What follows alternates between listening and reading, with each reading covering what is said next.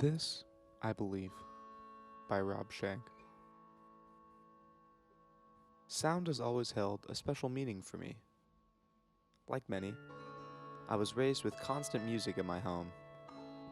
Over time, however, my love for music transmuted into a love for sounds. A forest during dusk, the throb of speakers in a club, or the quiet breathing of sleep. As I read poetry, prose, and comic books, I came to believe that the power of words lies in the sounds they create. To write and speak, then, is to hold the power of life, the ability to create something beautiful and then watch and listen as it grows, changes, and eventually disappears. As a future English teacher, I am realizing more and more that the entire idea of teaching English is riddled with challenges to be overcome.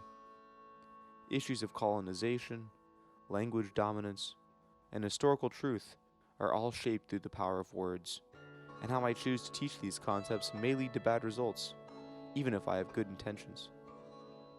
If I aim to teach language in an equitable manner, then, I must first teach equity of voice, amplifying the voices of those who have shorter seats at the table, critically examining writing, and making space for student speech in the classroom.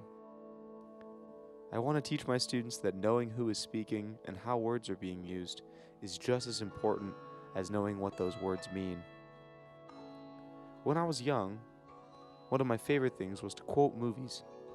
I would quote any movie I heard, anytime, any place. As time passed, this ability to quote became less about the movie and more about the sound of my own voice. As often happens, gradually the words, the quotes, lost their meaning. But the power of my voice, the conviction I felt, became more and more real the more I spoke. Not everyone may like to quote movies, and not everyone likes to speak as much as I do.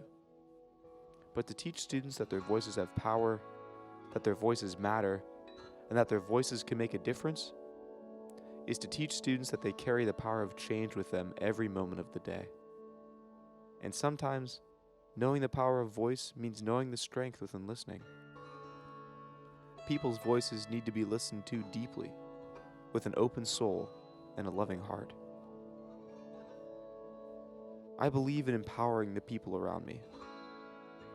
I believe that students are the heart of our communities and that they deserve a seat at that table.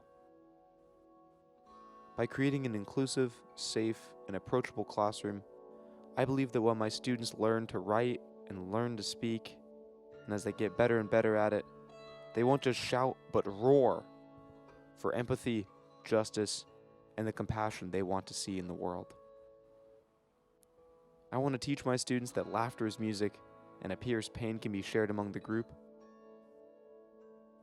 But mostly, I want to teach my students that they matter and that their words matter. All this and more, I believe, and I'm coming to believe. Thank you.